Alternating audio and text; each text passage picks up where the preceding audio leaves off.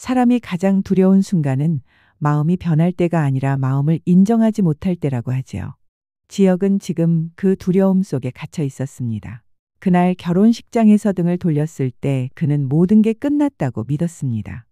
은호와의 관계도, 성재와의 우정도, 그리고 가족에게 짓눌려온 책임도 다 끊어냈다고 스스로 다짐했죠. 그런데 시간이 지나면 지날수록 마음은 이상하게도 가벼워지지 않았습니다. 오히려 더 무겁고 더 허전해졌습니다. 밤마다 잠에 들지 못했습니다. 불 꺼진 방 안에서 천장만 바라보다가 문득 은호가 웃던 얼굴이 떠올랐습니다. 출근길 카페에서 들려오는 음악에 함께 나눴던 농담이 되살아났고 바람이 스쳐 지나가면 손을 잡고 걷던 그날이 떠올랐습니다. 내가 왜 그렇게 말했을까? 왜 그렇게 차갑게, 그렇게 냉정하게? 지역은 스스로에게 수없이 물었습니다. 그러나 답은 돌아오지 않았습니다. 그는 결국 깨달았습니다. 잊으려 할수록 더 선명해지는 이름. 지은노. 그녀는 여전히 지역의 마음속에서 지워지지 않고 있었습니다. 한편 성재는 달랐습니다. 그는 더 이상 마음을 숨기지 않기로 했습니다. 오랜 세월 친구를 위해, 은호의 혼란을 막기 위해 자신을 뒤로 물려두었지만 이제는 더는 참을 수 없었습니다. 은호야, 나 오래전부터 너 좋아했어. 이제는 숨기고 싶지 않아.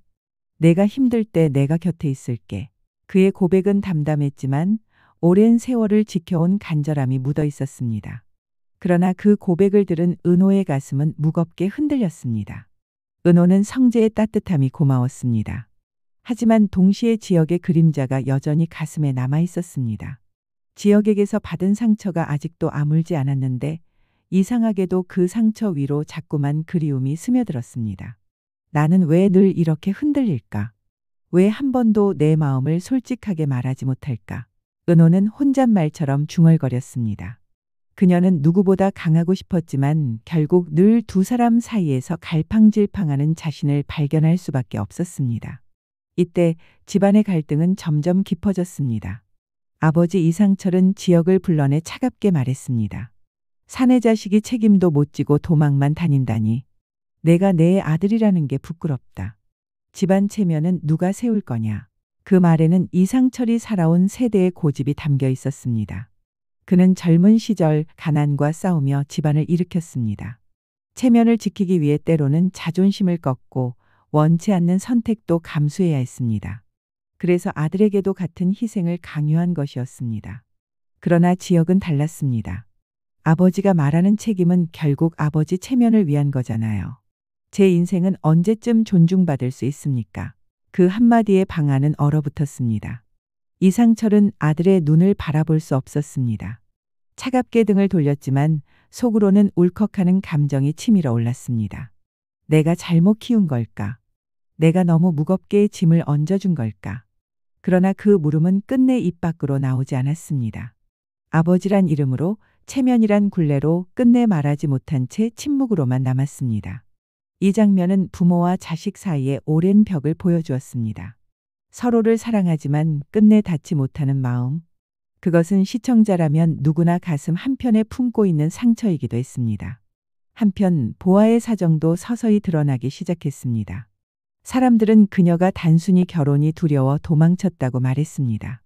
그러나 진실은 달랐습니다. 그녀는 집안의 권력 싸움 속에서 철저히 이용당하고 있었습니다. 결혼은 사랑의 선택이 아니라 거래였고 그녀는 그 거래의 도구일 뿐이었습니다. 나는 사람이야. 나는 장식품이 아니야. 그녀는 속으로 수없이 외쳤지만 그 외침은 누구에게도 닿지 않았습니다. 결국 집안은 그녀를 철저히 외면했고 그녀는 고독 속에 남겨졌습니다. 화려한 겉모습 뒤에 감춰진 쓸쓸한 현실이 드러나는 순간이었습니다. 시간은 흐르고 성재와 은호는 함께 길을 걷습니다. 그날 성재는 멈춰서서 물었습니다. 너 아직도 지역이 생각해? 은호는 대답하지 못했습니다. 그러나 그 짧은 침묵 하나만으로도 성재는 모든 것을 알 수 있었습니다. 그는 애써 웃으며 말했습니다. 괜찮아. 나는 기다릴 수 있어. 그러나 그의 웃음은 오래가지 않았습니다. 그의 가슴 속에는 우정과 사랑, 희생과 배신감이 뒤엉켜 폭풍처럼 소용돌이치고 있었기 때문입니다. 지역 역시 후회를 멈추지 못했습니다. 시간이 흐를수록 은호가 자신에게 얼마나 소중한 사람인지, 얼마나 놓치고 싶지 않은 존재인지 깨달아갔습니다. 결국 그는 용기를 내어 은호를 찾아갔습니다. 두 사람은 오랜만에 마주했습니다. 아무 말도 하지 않았지만 눈빛만으로도 수많은 감정이 오갔습니다. 그리움, 후회, 애틋함, 그러나 그 순간 성재가 나타났습니다. 내가 무슨 자격으로 은호 앞에 서는 거야?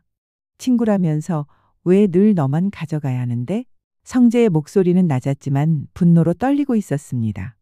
지혁은 아무 대답도 하지 못했고 은호는 두 사람 사이에서 한없이 작아졌습니다. 이제 갈등은 단순히 삼각관계를 넘어섰습니다. 지혁이 회사에서 물러날 수밖에 없었던 그 사건 뒤에는 누군가의 개입이 있었다는 소문이 퍼지고 있었습니다. 그리고 그 배우의 성재의 아버지가 있다는 얘기가 떠돌기 시작했습니다. 만약 그것이 사실이라면 지혁과 성재의 우정은 완전히 끝나고 두 집안은 돌이킬 수 없는 원수로 변할 것입니다. 그리고 마지막 반전. 지혁 앞에 보아가 나타난 것입니다. 지혁 씨, 나는 아직 끝나지 않았어. 지혁 씨와 나 그리고 우리 집안의 얘기도. 보아의 등장은 단순한 귀환이 아니었습니다.